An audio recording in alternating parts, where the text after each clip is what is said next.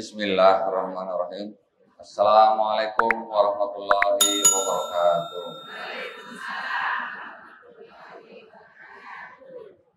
Innal hamdalillah nahmaduhu wa nasta'inuhu wa nastaghfiruh wa na'udzubillahi min syururi anfusina wa min sayyiati a'malina may yahdihillahu fala mudhillalah wa may yudlil fala hadiyalah. Asyhadu an la ilaha illallah wahdahu la syarikalah wa asyhadu anna Muhammadan abduhu wa rasuluh. Allahumma sholli wa sallim wa barik ala sayyidina Muhammadin wa ala alihi wa sahbihi ajmain. Amma ba'd. Alhamdulillah, pada malam hari ini saya merasa berbahagia sekali diundang oleh Ibu Dr. Nur ya dari MUI Pusat Lembaga Dakwah Khusus di Masjid Baitul Mukhlisin ya, betul ya. Alhamdulillah, sebenarnya saya nggak nyangka ternyata saya harus berbicara di depan ibu-ibu nih. Tapi saya senang sekali karena saya melihat ibu-ibu ini atau orang anak muda zaman sekarang nih, bilangnya kan emak-emak milenial katanya nih ya. Emak-emak ini malam ini keren-keren semua. Amin ya. Kerennya kenapa? Karena malam minggu ngaji. Nah, ya. Alhamdulillah, saya kenal dengan Ibu Nur dari MUI Lembaga Dakwah Khusus ya. Lembaga Dakwah Khusus ini kami khusus untuk menangani masalah-masalah dengan kemualafan, masalah-masalah pemurtatan, dan masalah-masalah aliran-aliran yang sesat. Nah, kenapa kok masalah-masalah seperti itu diurusi sama MUI? Penting nggak kira-kira menurut ibu-ibu? Penting ya, penting. Saya sendiri seorang mantan mualaf. Nah, jadi saya sekarang mantan kafir, Bu. Karena saya pernah kafir. Ya, izin ya Bu ya, minum dulu ya.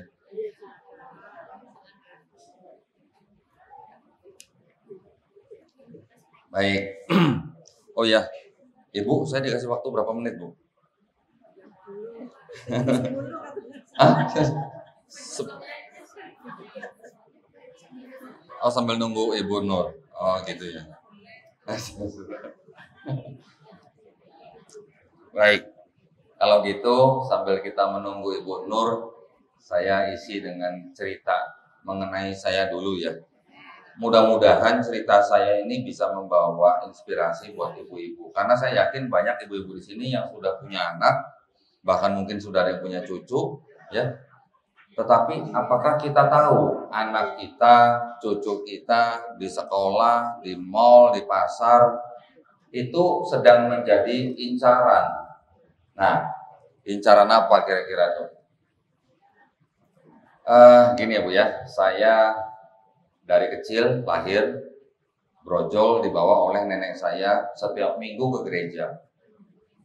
Nenek saya itu seorang Kristen yang militan, rajin banget ke gereja, nggak pernah telat, nggak pernah absen. Jadi saya dari kecil, dari bayi sampai akhir balik itu sudah akrab dengan yang namanya gereja. Gereja itu udah seperti rumah kedua saya, ya. Setiap minggu kegiatan, entah itu kegiatan remaja, macam-macam, Natalan dan segala macam. Sampai akhirnya saya dewasa, kemudian saya sudah berkeluarga, sudah punya anak, Allah berikan hidayah pada saya. Ketika saya berusia 44 tahun, Allah berikan kepada saya hidayah, alhamdulillah. Tetapi sebelumnya, selama 7 tahun, saya mencari kebenaran di dalam Islam. 7 tahun lama juga ya Bu ya. Kelamaan kan. Teman saya cuma 7 hari Bu belajar Islam, masuk ke Islam. Saya dulu 7 tahun. Nah, kenapa 7 tahun? Nah, saya ternyata dulu mempelajari nggak cuma Islam aja. Yang saya pelajari semua agama. Ya, karena kan kalau saya mau keluar dari agama saya yang lama, saya harus pilih dong agama yang mana yang menurut saya benar nantinya. Saya nggak langsung tunjuk Islam gitu. Saya pelajari dulu yang lain. Nah, jadi waktu itu setelah saya mendapat jawaban, Islam itu ternyata saya lihat seperti ini Bu. Ini air putih ya? Masa? Ini air putih, air bening? Air bening. Kenapa kita bilang air putih ya? Bingung ya. Padahal bening. Ternyata Islam seperti ini. Bening. Dan semua orang sebenarnya bisa dan harus minum air bening.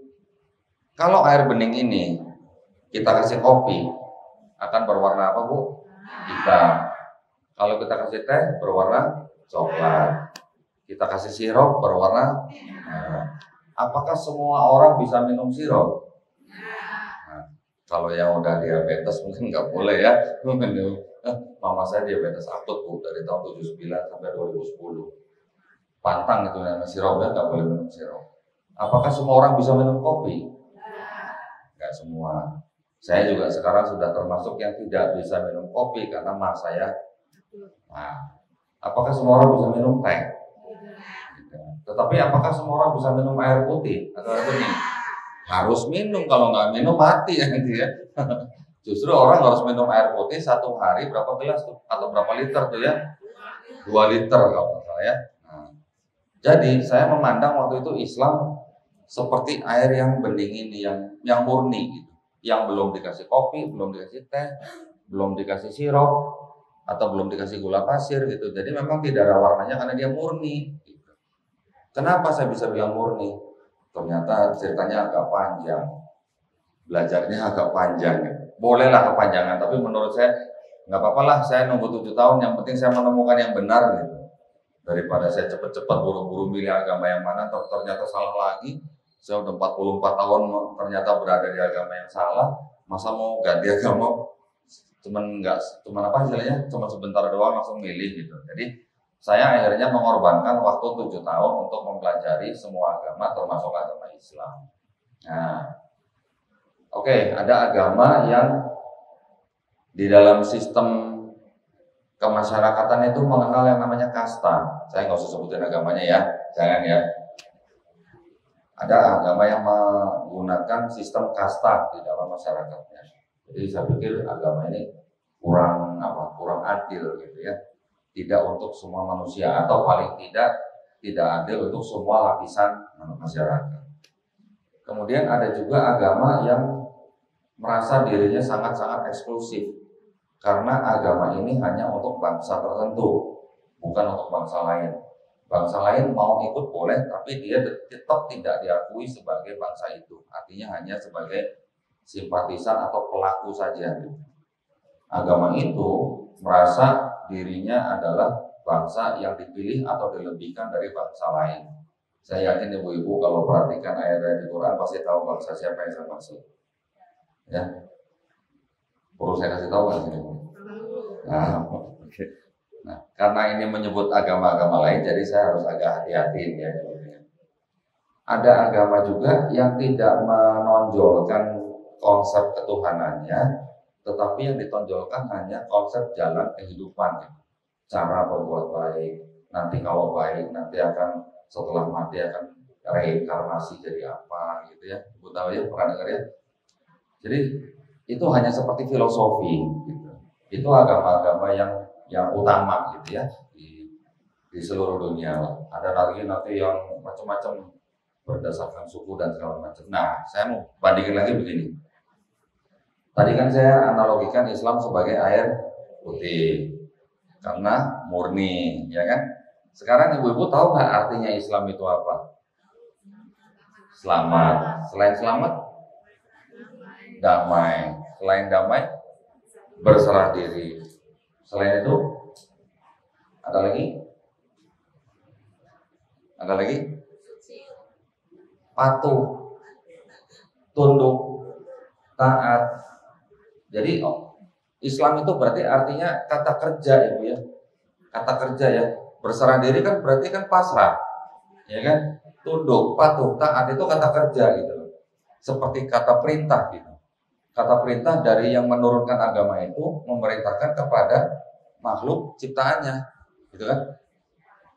Tunduk, patuh, taat, berserah diri. Berserah diri itu udah yang paling luas artinya. Ya. Tetapi ada agama yang artinya itu nama daripada sebuah suku atau sebuah bangsa. Ya, Saya sebutin nggak nih? Sebutin aja ya, sebutin aja. Agama Yahudi, ya, ibu tahu kan? Yahudi itu berasal dari kata apa? Yehuda. Yehuda itu adalah anak keempat dari Nabi Yakub alaihissalam. Oke. Jadi nama Yehuda menjadi nama suku Yehuda, akhirnya menjadi suku bangsa Yahudi yang sekarang kita kenal. Agamanya juga dikenal sebagai agama Yahudi atau bahasa Inggrisnya Judaisme, gitu ya, Judaism. Gitu. Jadi agama menggunakan nama orang. Nanti ada lagi agama yang menggunakan nama gelar orang. Ya, Kristus. Kristus itu adalah gelar. Kristus kalau di Islam itu sama juga dengan Al-Masih. Ya, Kristus berasal dari kata Kristos. Kristos yang diurapi. Itu adalah gelar terhadap seseorang. Kemudian ada lagi agama yang berdasarkan nama tempat. Hindu. Hindu adalah nama tempat di India yang menjadi tempat asalnya agama Hindu. Kemudian Buddha artinya itu juga gelar untuk Siddhartha Gautama. Nah, jadi ada nama orang, ada gelar, ada nama tempat. Kok sepertinya buatan orang ya sepertinya ya. Tapi kalau Islam kok artinya kok tunduk, patuh, taat, berserah diri. Nama ini adalah kata kerja, kata perintah. Mungkin sederhana analogi yang saya berikan, tetapi kita bisa pikir ya, agama kok pakai nama orang, agama kok pakai nama tempat, agama kok pakai nama gelar. Apa mungkin ini agama yang diturunkan yang menciptakan manusia? Itu hal kecil. Itu yang buat saya juga walaupun kecil tapi penting buat saya. Karena saya ingin mencari agama yang benar-benar berasal dari yang menciptakan saya. Sama seperti kalau kita beli TV atau beli kulkas, pasti yang menciptakan itu menyertakan buku tuntunan atau buku petunjuk, ya. Ada namanya owner's manual book, buku petunjuk. Yang tahu kamera itu dalamnya seperti apa, cara kerjanya bagaimana, baterainya berapa lama, bisa rusak karena apa, yang tahu pasti yang bikin. Yang bikin pasti nulis di dalam buku petunjuk. Ada cara penggunaannya, kalau salah begini, kalau benar begini. Ada perawatannya. Kita sebagai manusia ciptaan Allah Subhanahu wa taala, yang menciptakan kita pasti tahu kondisi kita. Yang menciptakan kita pasti tahu bagaimana kita harus hidup bermasyarakat. Yang menciptakan kita pasti tahu kalau kita sakit harus ngapain, kalau kita sedih harus ngapain, kalau kita misalnya lagi galau mesti ngapain gitu ya. Yang menciptakan kita pasti yang tahu di dalam badan kita, di dalam otak kita, di dalam sistem tubuh kita pasti tahu. Nah, kok saya mempelajari Quran karena saya waktu itu belum bisa baca Quran, yang saya baca terjemahannya. Waktu saya baca Quran, oke, mungkin tidak semata-mata langsung selesai semua gitu ya. Tapi karena saya riset, ternyata di dalam Quran banyak ayat-ayat yang berhubungan dengan ilmu pengetahuan. Mungkin ibu-ibu di sini lebih jago baca Qurannya daripada saya. Mungkin tajwidnya pasti lebih bagus daripada saya. Tapi saya sudah meriset Quran itu. Dan tidak mungkin Quran itu karangan Nabi Muhammad SAW. Kenapa? Saya bisa buktikan. Saya meriset, ada seorang doktor, profesor, dia khusus bergerak di bidang embriologi. Dia menulis bukunya itu dipakai di seluruh universitas di seluruh dunia yang berurusan dengan embriologi saja, Bu. Yang dia tulis itu adalah tahapan-tahapan dari bayi yang embrio yang belum membesar, proses embrionya. Dalam waktu sekian minggu dia berbentuk seperti apa, dalam waktu sekian minggu dia dibungkus apa, dalam waktu sekian minggu dia harus melewati nanti berapa tahap gitu.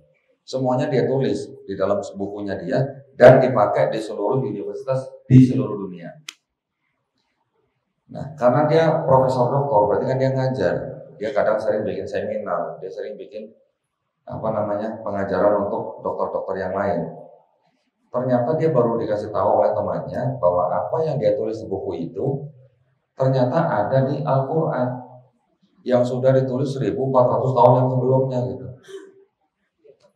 Penasaran dong dia dong, bagaimana mungkin ada orang yang tidak punya mikroskop bisa menuliskan hal yang sama dengan yang dia tulis, di mana dia harus menulis itu harus pakai mikroskop gitu. Kan tidak mungkin. 1400 tahun yang lalu ada orang yang bisa menuliskan nanti kalau embrio itu berumur sekian minggu dia akan berbentuk seperti apa, seperti lintah katanya. Ternyata di Quran disebutkan seperti apa? Alaqah ya. Kemudian dia tuliskan lagi, urutan-urutannya semua sama dengan yang dia tulis. Penasaran, dia pergi ke Arab Saudi. Dia berdiskusi dengan beberapa ulama di sana. Akhirnya dia membuat konferensi pers. Dia mengambil kesimpulan bahwa tidak mungkin Al-Quran ini dikarang oleh Nabi Muhammad. Al-Quran ini pasti turun atau berasal dari Sang Maha Pencipta. Dia tulis seperti itu. Dia tidak bilang Allah, tapi dia bilang Sang Maha Pencipta. Artinya apa? Jika seorang doktor, profesor yang sudah sangat ahli di bidangnya baru bisa menulis di bukunya dia, itu kalau ada mikroskop. Kok di Al-Quran tidak ada mikroskop, kok bisa ditulis hal yang sama gitu ya. Bahkan setelah pulang dari Arab Saudi, Assalamualaikum Ibu Nur, baru datang.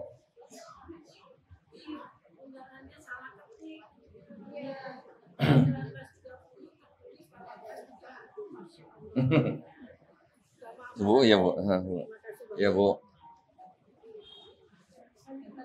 ya. Jadi setelah pulang dari Arab Saudi, Profesor Kitmore ini setelah pulang ke Amerika, dia malah harus mengoreksi bukunya. Karena ada beberapa bagian kecil tulisan dia yang dikoreksi oleh Al-Quran. Masya Allah. Bayangkan, 1400 tahun yang lalu bisa mengoreksi doktor profesor yang menulis buku yang mana dia harus menggunakan mikroskop untuk menulis buku itu. Jadi, kalau melihat begitu gimana ya? Saya kan juga membaca. Oke lah, zaman sekarang kita sudah informasi di tangan kita. Kita buka Google, kita buka YouTube, semuanya bisa kita lihat, kita bisa cek ya.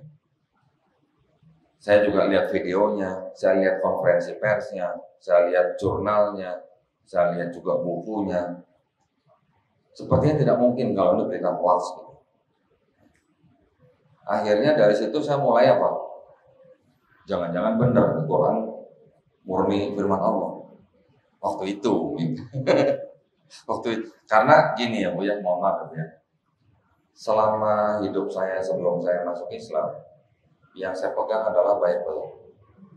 Bible ini yang kita tahu di dalamnya itu ada Taurat, Zabur atau Mazmur. Saya waktu itu sebutnya Mazmur ya, bukan Zabur ya. Taurat, Mazmur, Injil. Saya waktu itu sebagai orang Kristen, saya tahunya Taurat, Zabur, Injil ini adalah firman Tuhan yang diturunkan kepada nabi-nabi, kemudian dituliskan oleh pengikut-pengikutnya, oleh kira-kira 40 orang selama rentang waktu 1500 tahun. Bayangkan, dari kecil yang saya pahami itu. Tapi ternyata waktu setelah saya mempelajari Quran, di Quran juga disebutin ada Taurat, Zabur atau Mazmur, dan Injil. Berarti kan saya mikirnya gini, kalau gitu yang dimaksud Quran, Taurat, Zabur, Injil itu adalah Bible saya. Sayang saya tadi lupa bawa si Bible saya ini. Betul kan? Jadi saya mikirnya gitu kan. Apa yang dimaksud oleh Quran, yang disebut oleh Quran. Karena kan Al-Quran kan membenarkan kitab-kitab yang sebelumnya diturunkan. Taurat, Zabur, Injil. Jadi waktu saya masih menjadi orang Kristen, saya berpikir bahwa Bible saya inilah yang disebut oleh Quran. Taurat, Zabur, Injil. Ternyata Bu, setelah saya pelajarin, jadi saya flashback gitu belajarnya. Jadi saya harus belajar ulang gitu Bible saya. Harus saya pelajari ulang gitu ya. Ternyata apa yang disebutkan atau apa yang dibenarkan oleh Al-Quran, Taurat, Zabur, Injil, itu dikoreksi sama Al-Quran. Jadi banyak cerita di dalam Bible saya yang dikoreksi oleh Al-Quran. Ya. Kemudian setelah dikoreksi, dijelaskan pula gitu. Jadi fungsinya Al-Quran di sini yang saya lihat adalah dia pertama adalah apa? Musodik, dia membenarkan kitab-kitab yang sebelumnya. Kemudian setelah dia membenarkan, dia juga mengoreksi, ya, mengoreksi kitab-kitab yang sebelumnya. Kemudian dia juga menjelaskan, nah, apa saja yang dikoreksi, apa saja yang dijelaskan, itu ternyata banyak sekali. Ya, ibu-ibu pernah dengar Nabi Lut ya? Ya dong, pernah dong. Nabi Lut di dalam Bible saya itu harus menghamili anak perempuannya sendiri, 2 orang anak perempuan, ya, 2 malam berturut-turut, dua-duanya hamil. Nabi Nuh alaihissalam yang kita kenal di dalam Bible saya dulu diceritakan mabuk anggur, kemudian karena mabuk dia telanjang di tendanya. Nabi Daud alaihissalam, ya, yang saya kenal di Bible saya dulu, itu ceritanya apa? Dia menghamili istri daripada tentaranya sendiri sampai punya anak.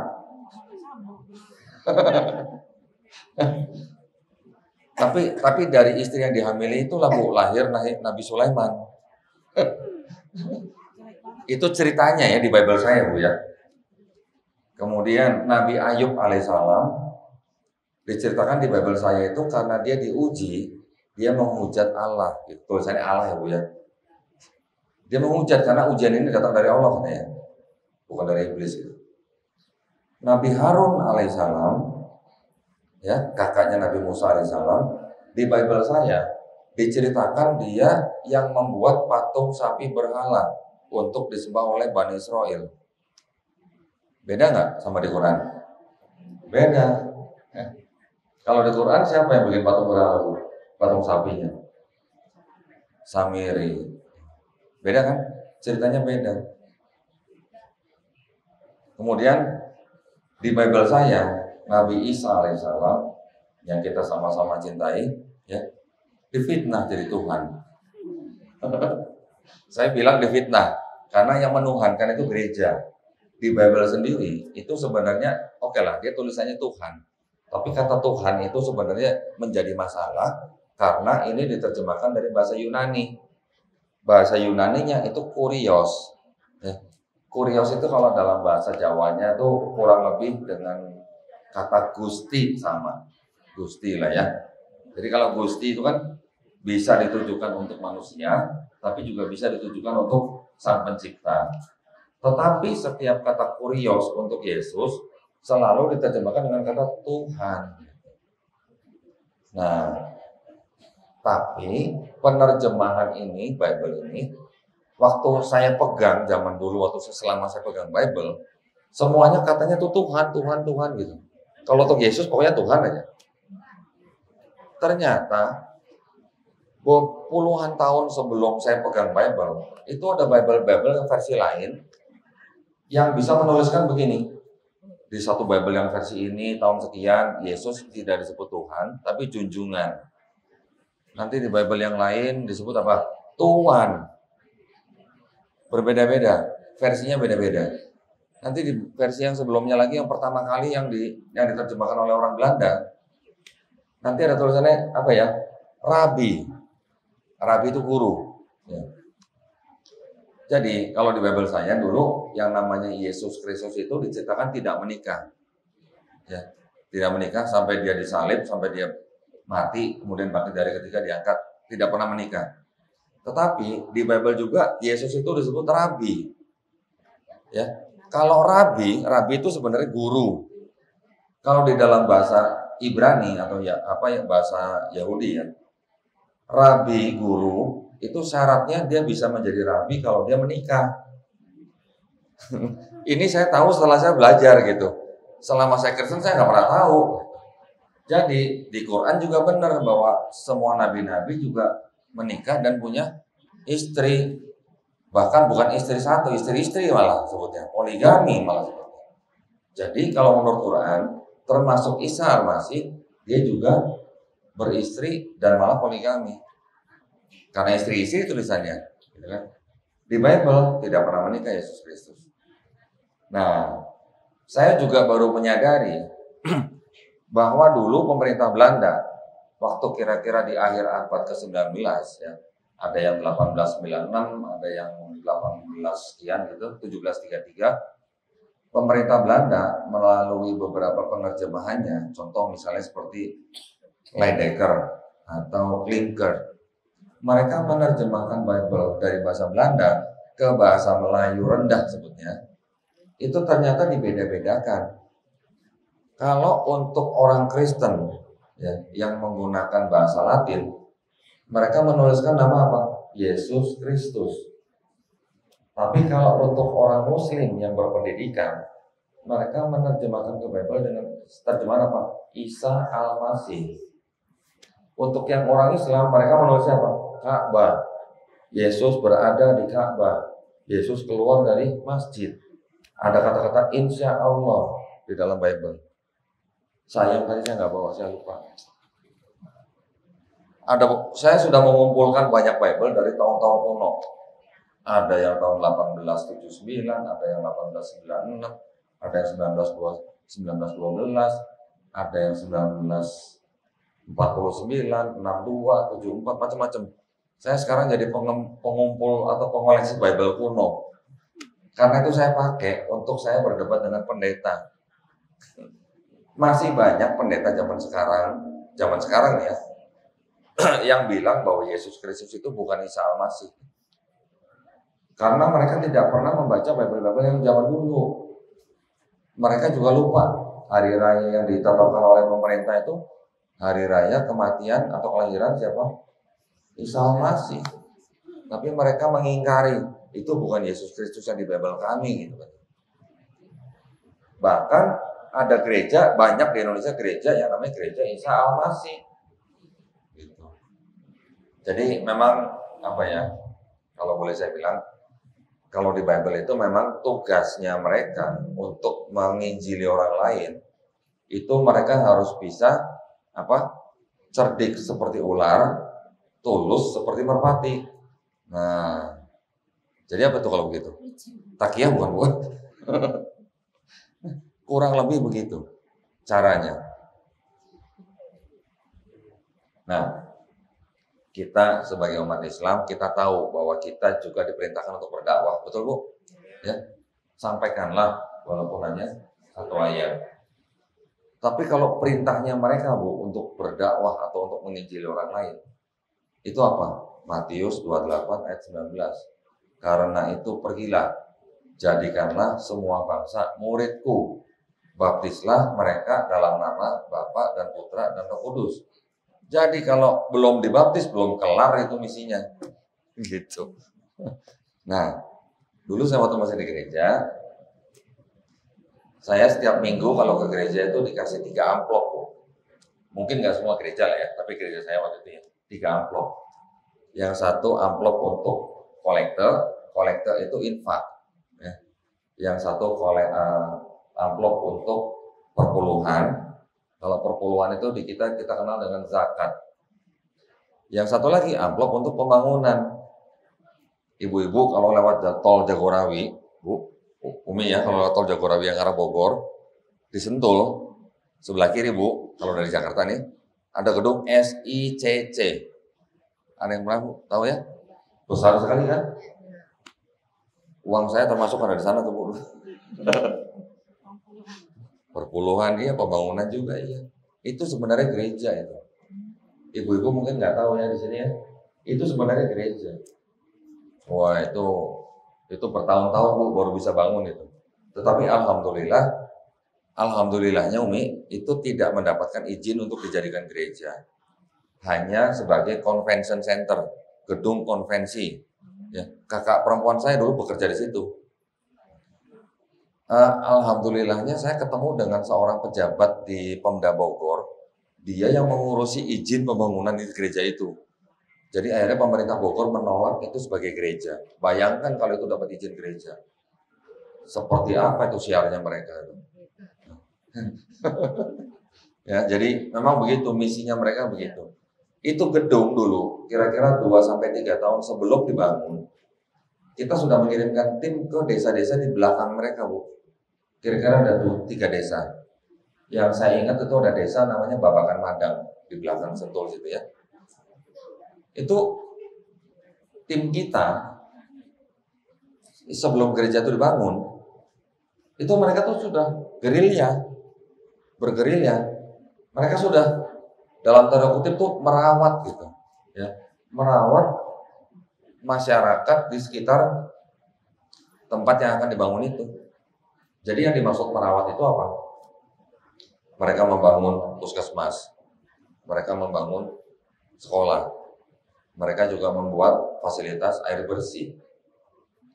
Senang nggak Bu kalau desa kita atau kampung kita dikasih sekolah gratis, dikasih air gratis, dikasih puskesmas gratis, berobat gratis. Senang nggak Bu? Udah gitu suami ibu-ibunya tuh dikasih pekerjaan, pasti senang dong. Tapi habis itu diajak, Pak, Bu, yuk ikut kita yuk, kebaktian yuk. Bisa nolak nggak Bu? Harusnya bisa. Tetapi yang kita kasihan dengan mereka itu Bu, karena mereka kadang-kadang juga ada yang kurang mampu, ya Bu ya, banyak yang kurang mampu. Akhirnya mereka dibikin menjadi berhutang budi dengan gereja itu. Dikasih bantuan uang, kasih sembako, kasih indomie, berdus-dus. Mereka nggak sedikit-sedikit ngasihnya banyak gitu. Jadi orang merasa berhutang budi gitu. Nah, karena merasa berhutang budi, udah dikasih kerjaan, diajak ke gereja, mau nolak gimana Bu? Ya, ini saya bisa ngomong begini karena saya dulu termasuk penyandang dana mereka. Kalau saya nggak menyandang dana, saya nggak berani ngomong gitu. Ikut. Nah, jadi kira-kira begitu modusnya. Dan itu yang secara masif Ibu ya, artinya ada proyek yang besar gitu ya, bangun gereja. Itu kelihatan memang modusnya seperti itu. Tetapi selain itu juga mereka juga mengirimkan tim yang sama. Ini gereja lain Ibu ya, yang saya pernah ikutin juga. Mengirimkan tim yang sama seperti itu ke daerah-daerah yang terpencil. Yang saya ingat ke NTT, ya. NTT memang itu adalah daerah yang cukup sulit lah. Di NTT memang mayoritas Kristen, tetapi kan juga masih ada kantong-kantong Islamnya, ya kan? Kantong-kantong Islam ini yang mereka sasar. Pertama-tama mereka akan datang ke bupati. Pak, saya mau bangun air bersih, saya mau bangun puskesmas, saya mau bangun sekolah. Kira-kira diizinin atau dikasih nggak sama bupatinya? Ya pasti dikasih lah. Tapi ujung-ujungnya apa? Tapi saya juga bangun gereja ya Pak. Kan pilihan yang sulit jadi buat bupati ini kan. Di satu sisi dia ingin menyejahterakan rakyatnya, tapi di sisi lain dia harus dibangunkan gereja. Akhirnya terjadi begitu. Karena di NTT itu Bu, karena tanahnya kan berbatu-batu kan. Untuk menggali sumur yang paling murah dengan cara tradisional itu Bu, satu titik itu 80 juta. Bayangkan. Jakarta berapa? Mungkin sekarang 10 juta, 15 juta untuk di Bel dapat kali Bu ya. 10 juta, 15 juta lah. Di NTT itu dulu 80, sekarang 80 juta yang paling murah, yang paling tradisional gitu kan. Dulu gereja kami itu membuatkan air bersih Bu, untuk satu kampung muslim itu 200 juta. Bayangkan Bu, 200 juta untuk air aja. Puskesmas gratis, sekolah gratis. Gimana nggak suka coba orang-orang kampung yang sederhana gitu ya. Akhirnya setelah dibuatkan gereja juga, mau nolak, kalau orang Jawa bilang, orang dulu saya bilang, bisa gitu. Nggak enak gitu, nggak enak hati gitu. Nolaknya gitu. Itu yang terjadi, dan itu terjadi, diakui atau tidak diakui, saya adalah mantan pelaku. Karena saya dulu setiap minggu di gereja di Pampang itu. Ini kegiatannya ini, ntar minggu depan kegiatan ini udah sampai sini. Saya dulu setiap minggu begitu. Ini lihat.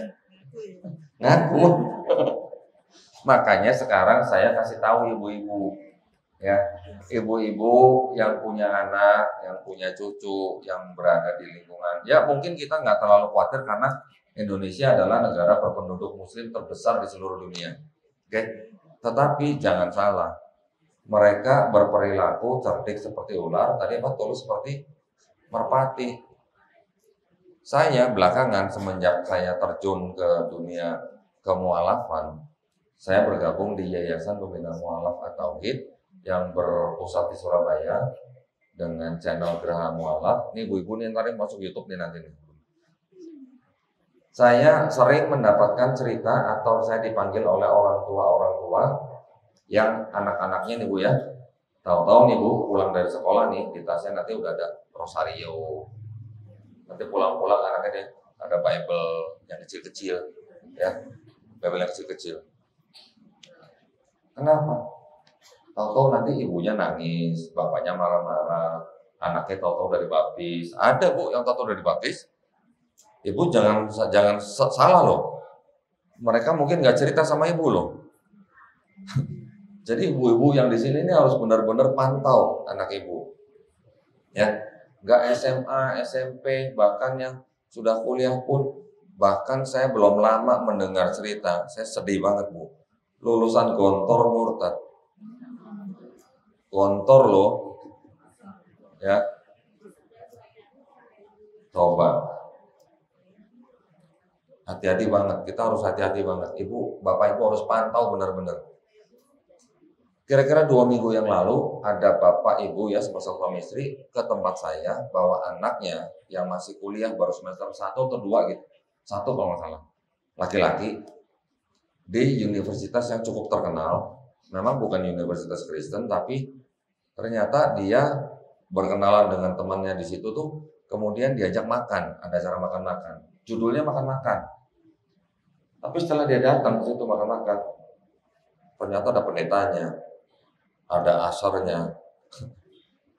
Jadi udah kelihatan mereka memang sudah punya konsep kayak mengundang orang dengan alasan makan-makan, tapi ternyata udah ada pendetanya, udah siap gitu loh. Alhamdulillah anak ini cukup kuat.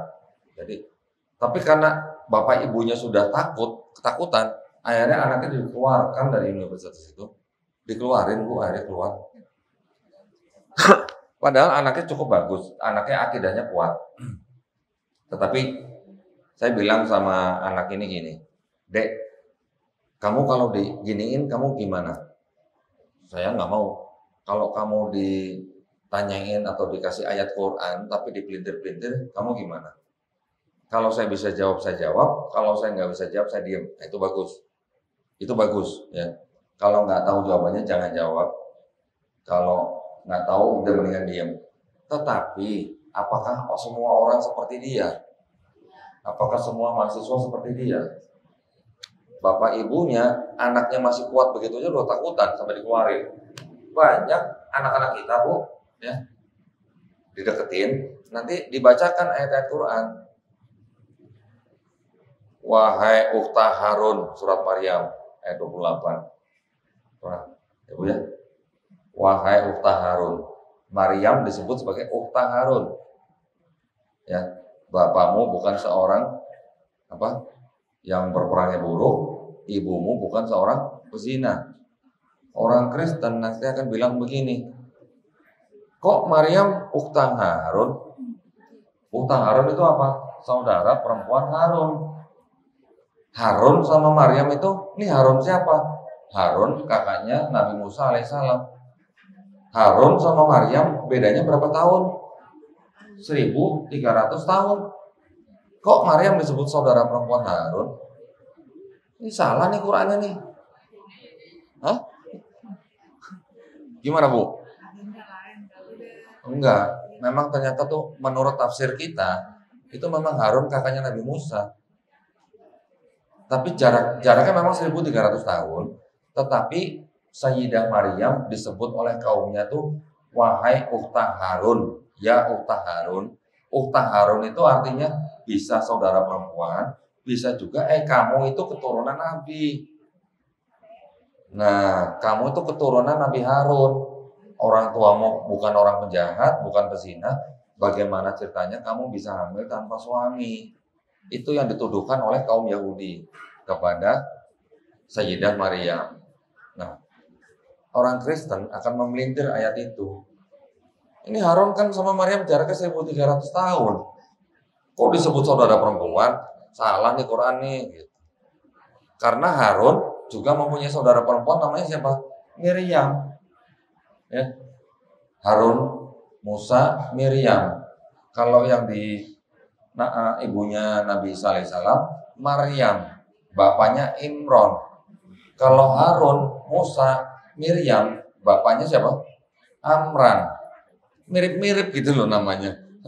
Tapi apakah kalau orang dengan nama yang sama terus langsung orangnya sama itu kan bukan, belum tentu gitu. Nama Dewi Ratna gitu kan banyak orangnya kan belum tentu sama. Hal-hal seperti itu kita ini mungkin belum terbiasa gitu ya. Masya Allah, makin malam makin ramai.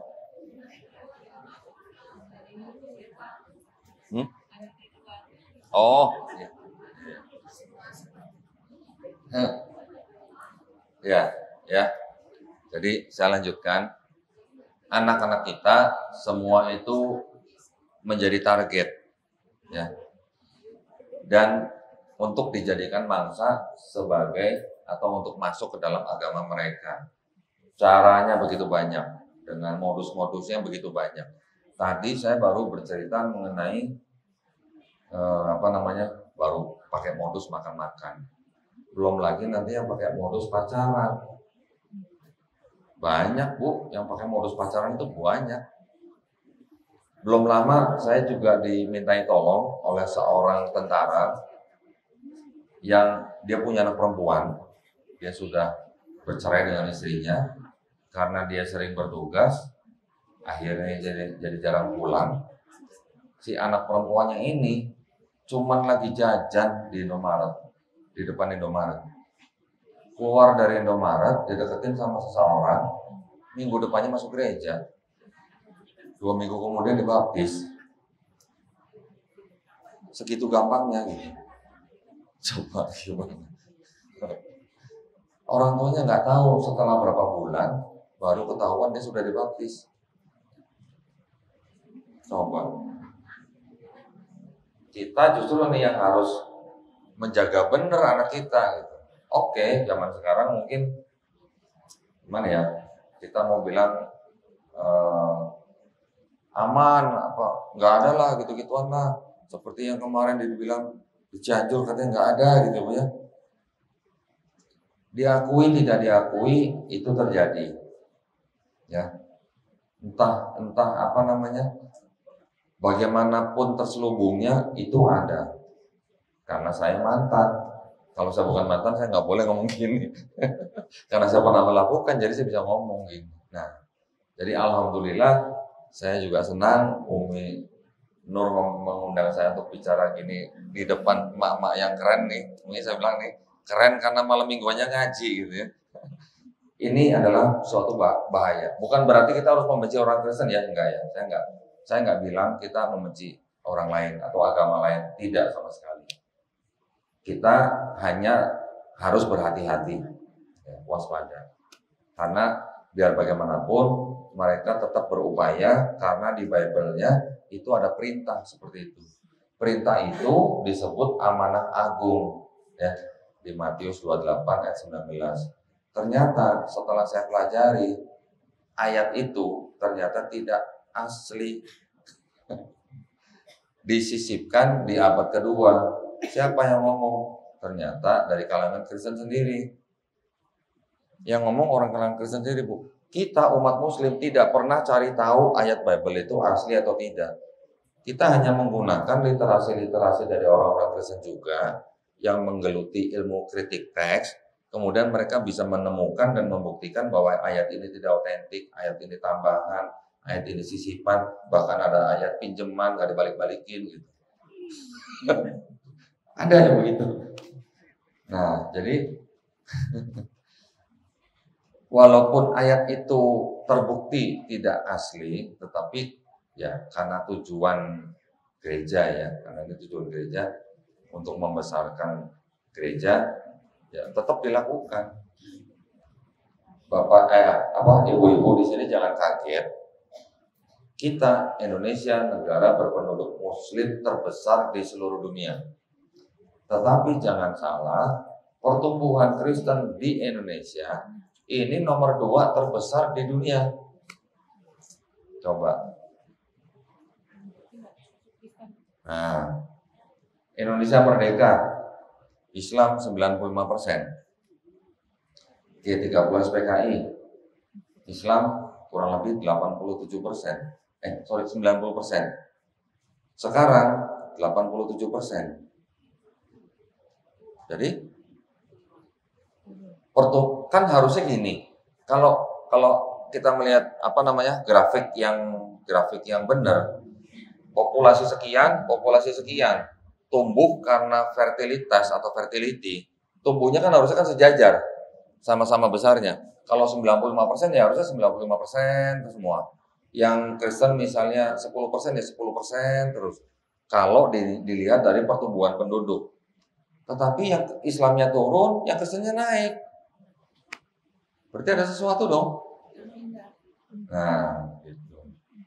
Memang yang agak saya sayangkan, MUI belum punya data, Bu. Ya.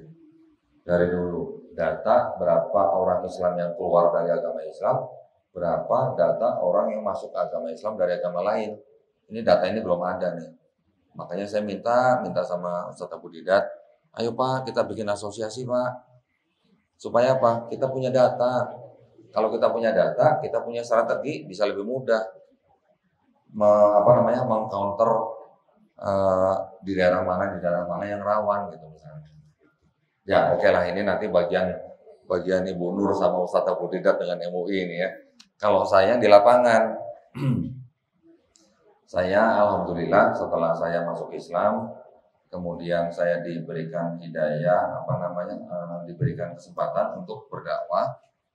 Waktu itu saya menjadi seorang penerjemah di channel YouTube. Ya, channel YouTube-nya namanya SC Dakwah dari Inggris. Di Inggris itu orang bebas bicara. Di lapangan mereka boleh berdebat soal agama, nggak ditangkap polisi selama nggak tonjok-tonjokan. Coba kalau di Indonesia di Monas begitu. Saya pengen ikut sebenarnya, cuman saya nggak boleh gitu ya. Di Monas kemarin belum lama ada misionaris teriak-teriak pakai baju karung goni. Teriak-teriak mereka khotbah di situ, Bu. Coba. Wah, kalau saya ada di situ saya ajak debat itu. Nah, cuman ya gimana ya? Kita juga saya ingin mendorong juga MUI untuk mengajak masyarakat untuk berani melaporkan kegiatan-kegiatan kristenisasi itu kan sebenarnya nyata. Tetapi kenapa kok tidak pernah ada sanksinya? Karena tidak ada yang lapor. Ya Bu ya. Karena tidak ada yang lapor. Kalau dilaporkan harusnya itu bisa melanggar SKP ya Bu ya. Gitu ya. Nah, ibu-ibu di sini juga harus sangat memantau nih. Ini yang muda-muda nih saya lihat nih. Ini mangsa yang empuk nih buat mereka nih. Hati-hati ini bener. Karena anak SMA pun sudah bisa terkena seperti itu. Nah, saya diketemukan sama anak SMA itu, ya, yang bapaknya ABRI itu ya. Saya tanya, kamu sudah masuk gereja? Sudah. Kamu sudah dibaptis? Sudah. Terus gimana? Kamu betah di gereja? Betah. Kenapa? Gini Bu, di gereja itu sistem kekeluargaannya itu jauh lebih bagus daripada masjid. Saya bisa bilang begitu karena saya juga dulu orang gereja. Kenapa Bu? Itu diperhatikan Bu, jemaat satu-satu tuh. Dan didata lagi. Kalau ini Ibu di sini punya data jamaah sudah mulai. Saya pernah juga diundang ke masjid di Jatipadang, Pasar Minggu. Masjidnya punya ISO 9001. Oh, keren dong. Imamnya mantan imam di Houston, Amerika Serikat. Wih, keren dong. Saya kasih jempol. Ustadz keren Pak, punya ISO. Saya baru tahu ada masjid punya ISO. Giliran saya tanya, Ustadz punya data jamaah nggak?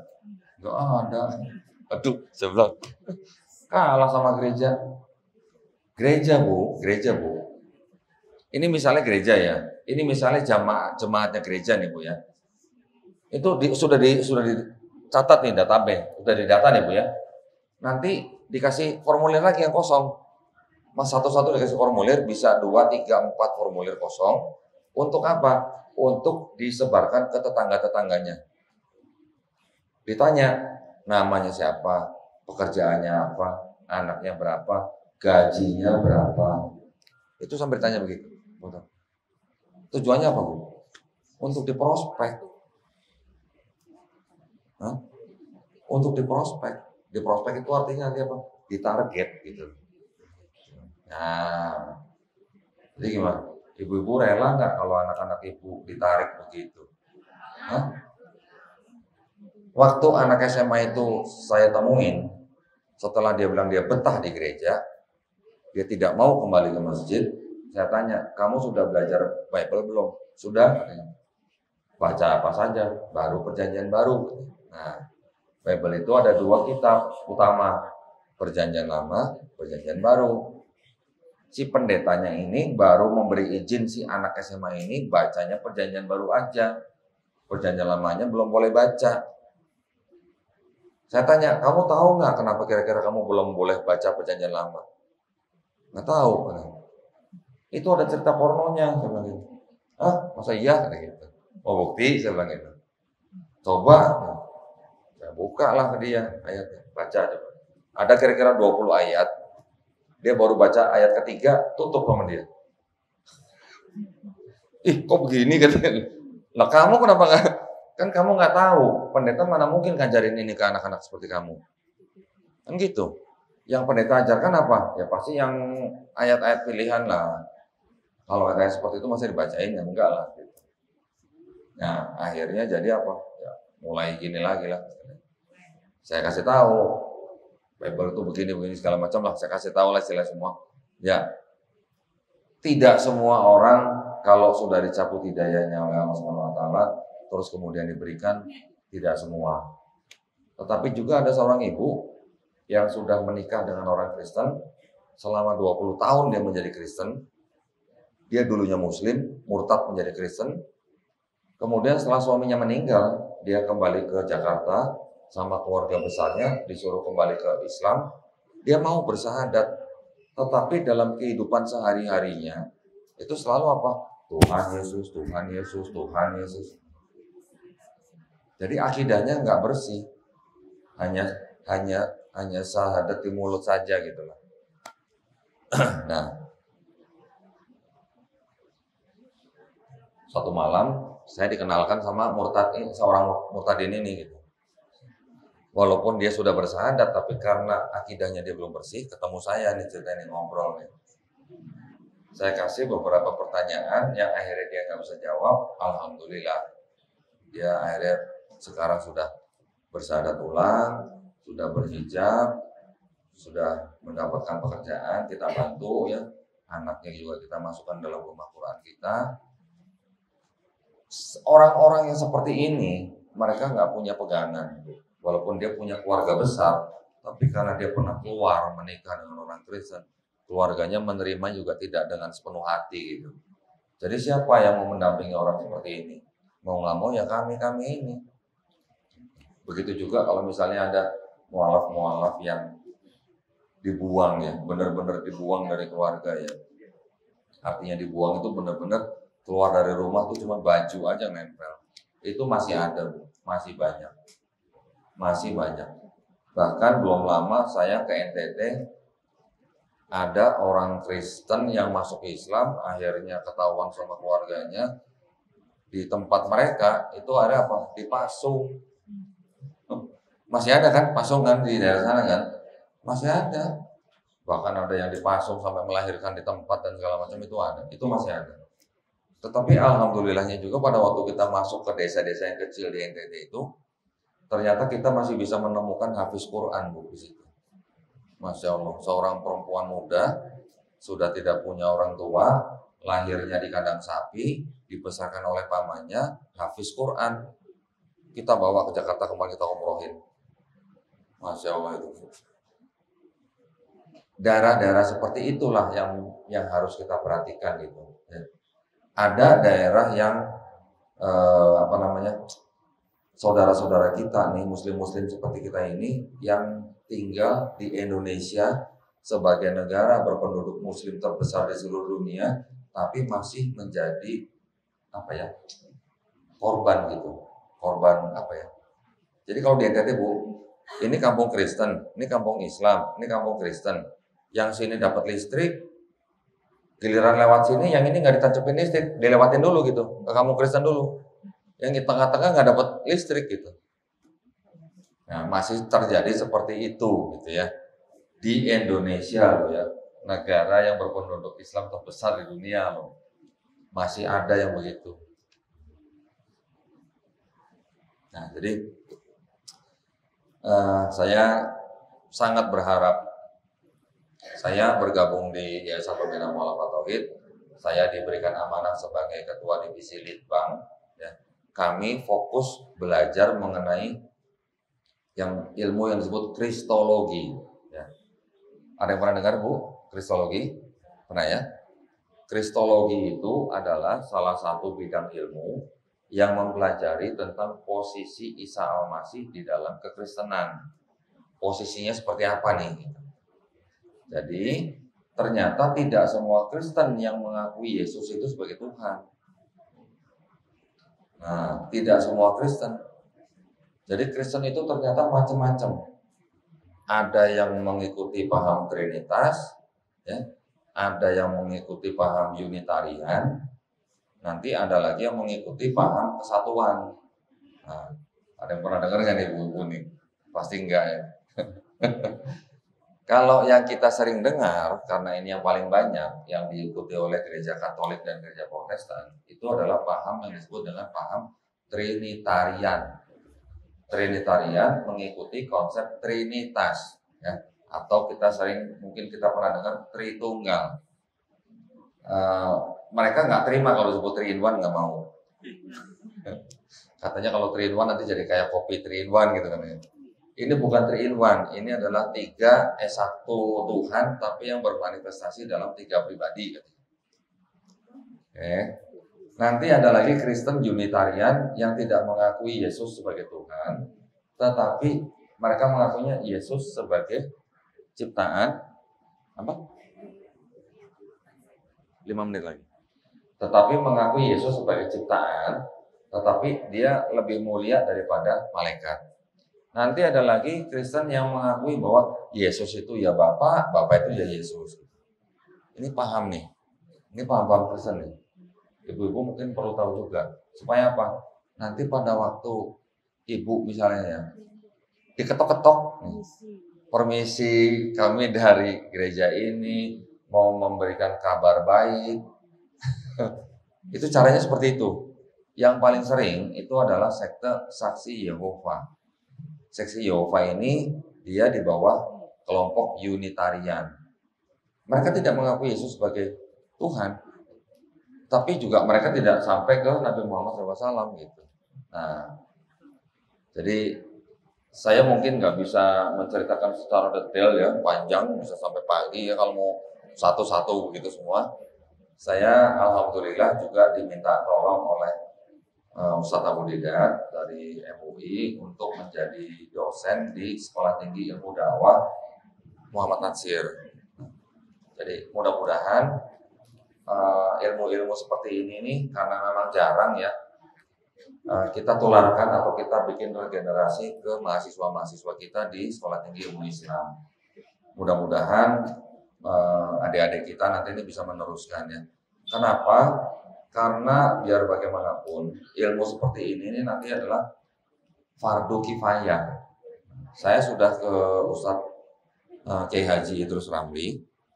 Saya langsung menanyakan ke beliau langsung. Beliau mengatakan kristologi adalah fardu kifayah. Harus ada yang mengerjakan untuk apa? untuk melindungi akidah umat Islam yang lain gitu. Tidak semua wajib belajar kristologi. Yang wajib dilakukan oleh umat Islam adalah belajar Islamnya gitu. Tetapi yang istilahnya imannya sudah kuat, sudah istiqomah, itu mereka boleh belajar kristologi untuk apa? Untuk berperang pemikiran. Yang kami lakukan di Gerakan Mualaf itu adalah perang pemikiran. Hampir setiap hari saya nyari pendeta untuk saya ajak debat. Tujuannya apa? Supaya saya bisa tayangkan di YouTube, supaya orang Islam bisa nonton, supaya orang Kristen juga bisa nonton. Insya Allah yang Islam tambah dikuatkan imannya, insya Allah yang Kristen mendapat hidayah. Itu yang saya. Cuman susah Bu nyari pendeta saya ajak debat Bu sekarang Bu. Karena saya udah pegang Bible. Saya udah pegang Bible nih. Yang ada catatan kakinya. Ayat ini awalnya tidak ada di naskah-naskah kuno. Awalnya ayat ini adalah catatan di pinggir halaman yang kemudian disisipkan. Karenanya ayat ini pasti tidak asli. Dan itu sering saya tampilkan di YouTube. Karena sering saya tampilkan di YouTube, mungkin pendeta pada nggak mau saya jadi debat gitu. Mungkin gitu ya. Jadi ya kita tetap berdakwah, apapun yang istilahnya harus kita sampaikan ya. Bukan berarti kita menyampaikan hal-hal yang seperti tadi saya ceritakan itu sebagai bentuk kebencian kepada orang-orang yang tidak sama keyakinan dengan kita. Bukan, sama sekali bukan.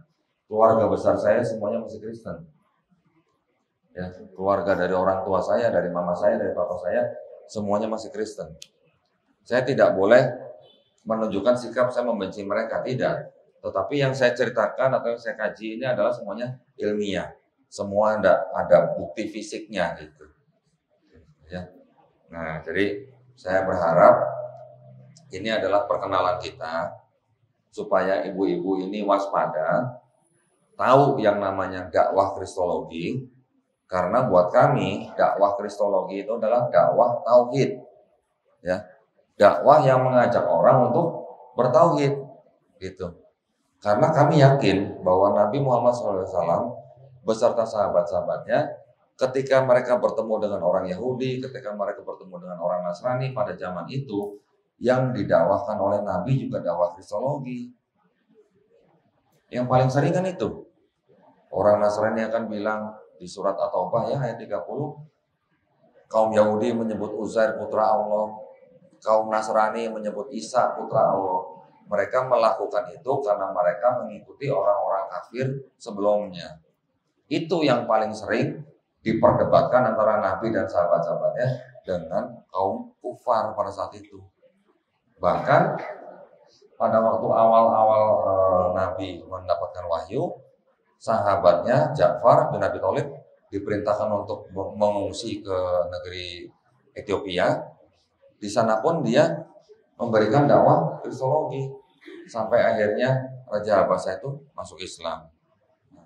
Ya, jadi saya berharap ilmu kristologi ini walaupun mungkin masih asing di kuping ibu-ibu ini, tetapi paling tidak ibu-ibu ini waspada. Ibu-ibu ini harus benar-benar memantau anak ibu, ponakan ibu, ya, apalagi di daerah padat penduduk seperti ini. Itu rawan sekali. Ya, boleh. Ya. Jadi ingat ya, ibu ya, tolong awasi anak-anak ibu supaya tidak mudah dipengaruhi oleh orang-orang, gitu ya. Baik, kalau begitu kita sekarang masuk ke sesi tanya jawab. Kalau ada yang mau bertanya dipersilakan.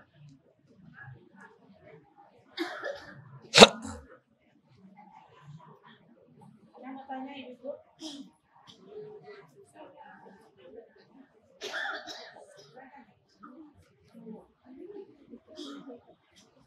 Ada yang mau tanya?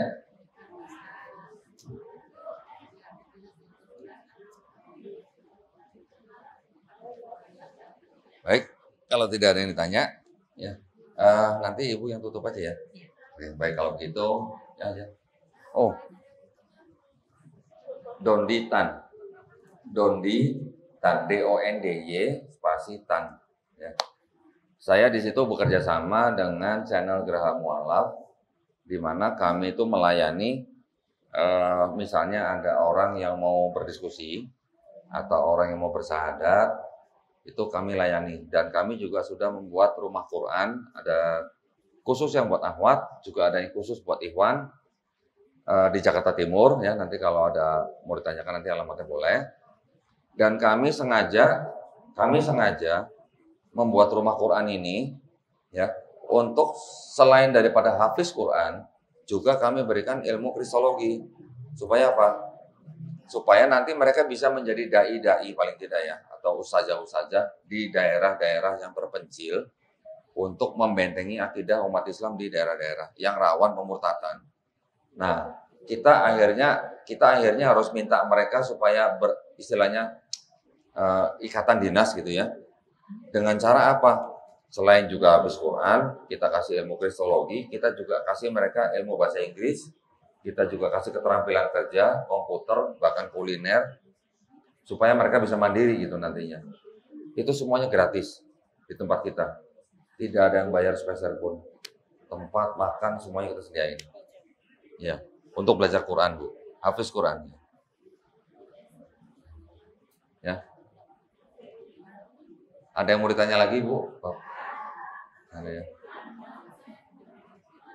Jangan nanya Pak Doni udah kawin sama belum? Udah punya anak kan? Udah. Jadi jangan ada yang ngasih buat mantu.